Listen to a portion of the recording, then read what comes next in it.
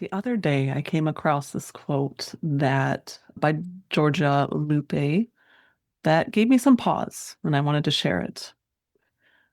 The quote is, "Data are data, but how we gather them and use them is entirely human." So, how does that land with you? That made me think, and it really resonated with my experience over the past couple of decades professionally. And then I think also societally and culturally, we've seen where data are pointing us in one direction, and then other information comes in and makes us pause and go, oh, our data led us one direction and we missed something else entirely. So this is part of my formative development professionally because early in my career, in the early 2000s, I had an opportunity to work on my first multi-year evaluation that was an early reading first program that was part of George W. Bush's No Child Left Behind. This is in the US, a multi-billion dollar initiative designed to improve early reading outcomes for young children. And I was excited. I was again, the first multi-year evaluation I had the opportunity to work on. And so I dove in with due diligence and looked at what the funder wanted to know. And I planned it all out with what the measurements were going to be, when it was going to happen. I was super organized, feeling great. Yeah, the best laid plans, right? So we very quickly learned that we needed to attend to a lot more than what the funder wanted. It was just going to be a lot more complex. And while the funder wanted to know about changes in the children's early literacy, as well as how the teacher's professional development related to those child outcomes, the program staff wanted to make sure that they had evidence to be accountable to the funder, which meant a number of different things. But are we doing good? Is what I got asked a lot. Are we on track? Melissa, how are we doing? The teachers in the program, the classroom teachers, wanted to show me their students' emergent writing as case examples throughout the year and how their drawings and their spelling and their letters, which was all this emergent co-constructive process, had changed over the year. And they also wanted to know because they believed that centering play and this co-construction, it jived with their teaching philosophy. And so they wanted to know what evidence there was that was true or not. There was a companion parent support program, and it was a little uncertain how that fit in with the classroom components. So they wanted to know where they fit. And then they wanted to know their outcomes from that work. Parents wanted to know their children were in a safe environment. A lot of these kids were from lower income families. So they wanted to know if their kids were in a safe and nurturing learning environment. And then the children, was able to spend a lot of time in the classroom, and they wanted to tell me about their day, their life, what was on their mind, and they wanted to read. They wanted me to read to them, or they could read to me in some cases. So, thinking about what all of those different entities wanted to know, and knowing that we can never do everything that we want to do, let's come back to Georgia Lupe's quote. What questions get priority? How do these decisions get made? Who is making these critical decisions about what we prioritize and what we study? That is the question that we'll explore on this podcast. So you're listening to Measure What Matters, which is a podcast by Measure What Matters. My name is Melissa, and I'm the founder of Elevate What Matters and the host of this podcast. This is the kickoff episode. So, this is setting the stage for what this podcast is going to be. Most of the episodes after this will feature guests. This time, you just get me to set the stage of what this podcast is all about. So, coming back to that early reading first program, why should we care about this? About who gets to make the decisions? If I'm hired and the program staff know what the program's supposed to do, isn't that enough? to make the decisions about what should be measured and evaluated and prioritized. Well, if that were the case, and we did measure what the funder wanted, and we found something similar to the national evaluation. There were changes in some parts of early literacy and not others. The classroom environment was a critical component, and spending time on fostering that learning environment in some particular ways mattered. Not super surprising. But if we had only focused on those outcomes, and that's all that I had done as the evaluator, we would have been disconnected from what the teachers cared about. We would have entirely missed some really innovative work that was happening with play-based learning in those classrooms and what that looked like across different teachers. We also would have missed more nuances in teacher professional development and what that looked like when it translated to the classroom or not. So, we would have gone directions that wouldn't have attended to some things that were really critical, and we would have lost buy-in. There's real implications for deciding in those early stages what gets measured and what doesn't. So, often in the subsequent decades across multiple programs in education, human services, the arts, public health, medical, QI evaluations, quality improvement, I've often seen a trend that there's data that gets collected but not used, or data that's collected because it's what's always been collected, instead of using it as a learning tool and tying it to the decisions that need to be made and making prioritization that way. So here on this podcast, we're going to slow that down. We're going to talk about what's actually worth measuring, how to make data more useful, and then how we can build capacity. And really, I am going to invite in program staff, evaluators, funders, people who are recipients of the evaluation of the program services or the initiative services to bring those perspectives to the table and hopefully come to a better place. So we don't just have evaluators talking to evaluators primarily, or funders talking to other funders primarily. There are some intersections, and I really am passionate about bringing these voices together more and hearing from them and then sharing that all with everyone who's interested. So let's get into it. Let's start just as a framework with four components so that we can get a little bit more detailed about what this looks like and how we can discuss what gets measured and why, because it's complex, right? So, one that I've mentioned is who decides what gets measured. There's a quote by Anita Gurumurthy,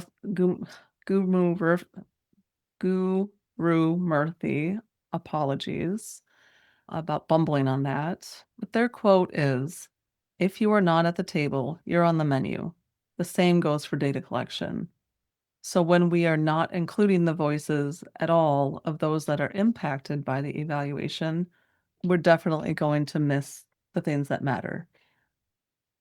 So often what I've found is it's the program evaluator and the staff that are making these decisions. Maybe it's even program leadership, so one step above the people who are doing the day-to-day work and the evaluator.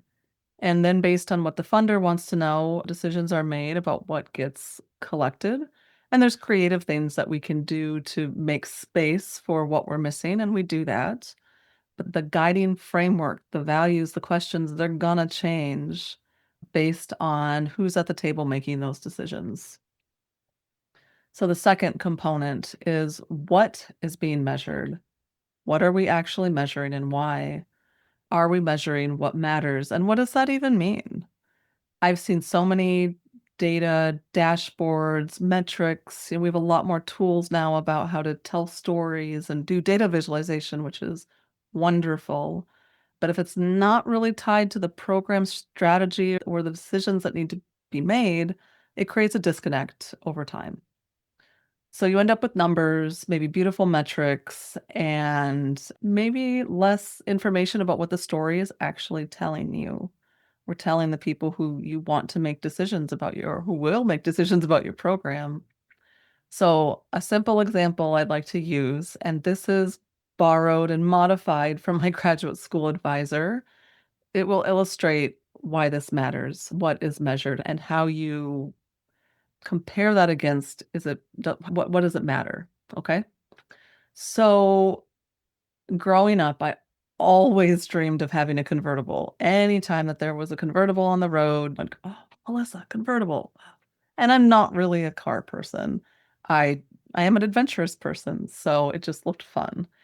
And I've ridden in convertibles, and I did have one for a while when I was younger and can confirm it's awesome.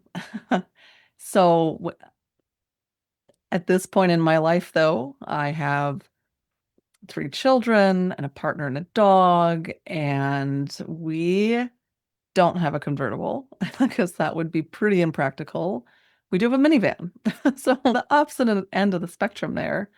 And looking at those 2 examples, if I'm going to make some sort of a judgment about which vehicle, I need to know the context of my life. If I if it's me or maybe me and a partner or friend or whomever, convertible all the way. And if we're judging the kind of car based on, automotive standards, of which again I'm not familiar with, a convertible's a Ford Mustang white convertible GT is gonna rise up as a better car than a minivan, likely.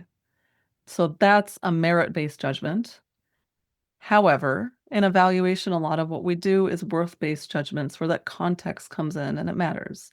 So if I had a convertible with our 3 kids, dog, all of our stuff, soccer balls that we're hauling around or friends, a convertible is gonna be pretty worthless to me. The minivan, it has high worth, maybe lower merit, and that's the distinction that one of the distinctions that matters in figuring out what we're going to measure and why it matters. It's that context. So data is not devoid from context, it's dynamic, it's context dependent in an evaluation context.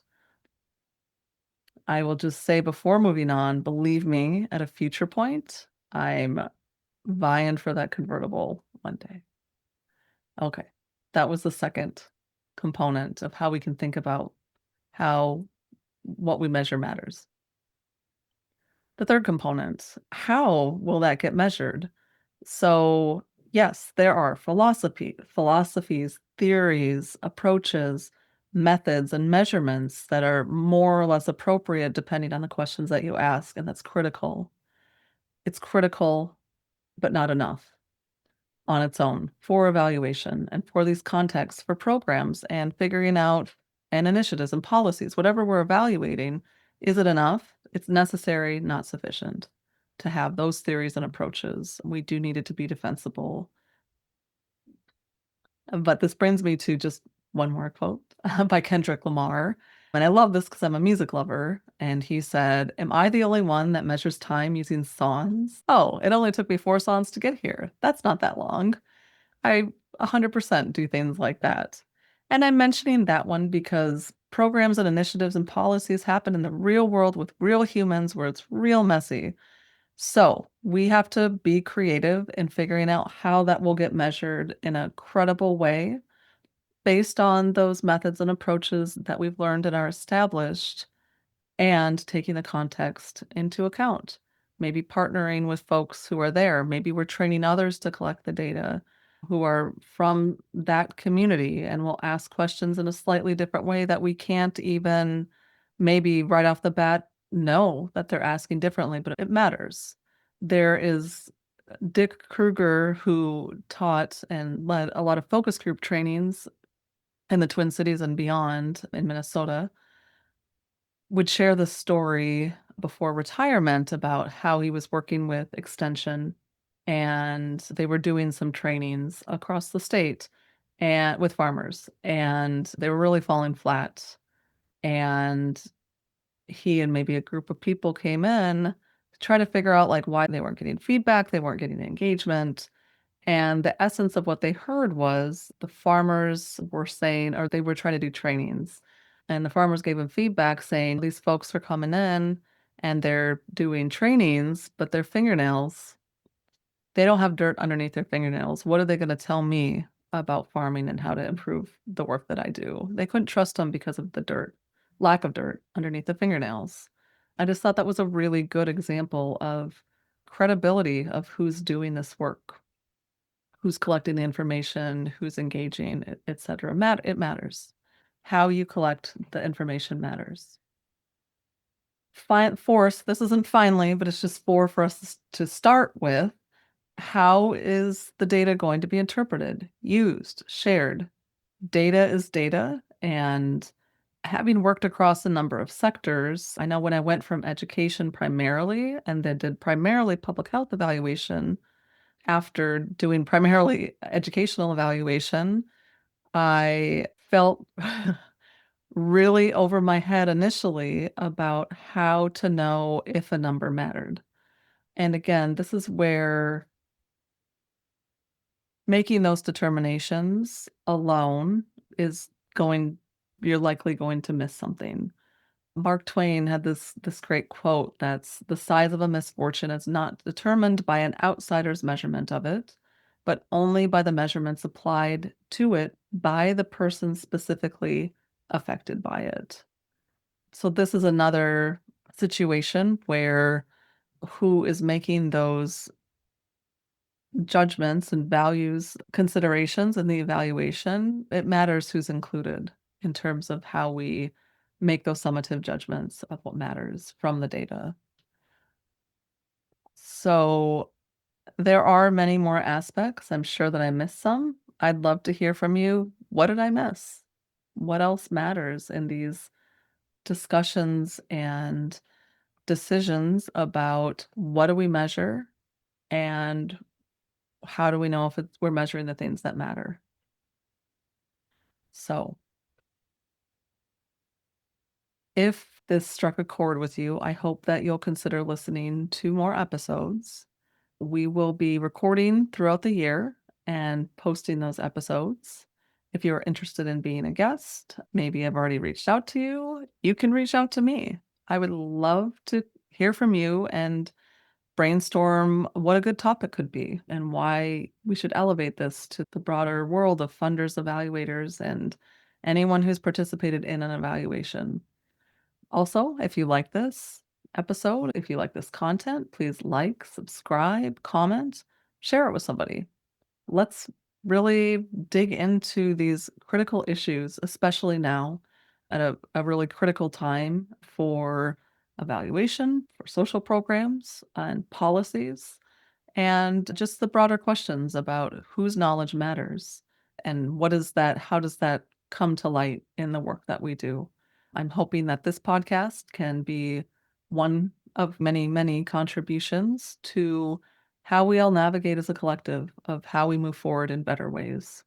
What systems do we maybe need to say goodbye to and approaches, and where do we need to lean in and make changes and build new innovative ways of working. So, until next time, keep having the audacity to measure what truly matters, and thanks for listening. This is Measure What Matters by Elevate What Matters. Thank you for the outro music, which is by O'Reilly and the Soul House crew. The song was held at Daydream Studios in Arden Hills, Minnesota in February of 2025. Also, I will put their Instagram and other information in the notes, so please go check them out. They're a great band, very positive and fun. Take care.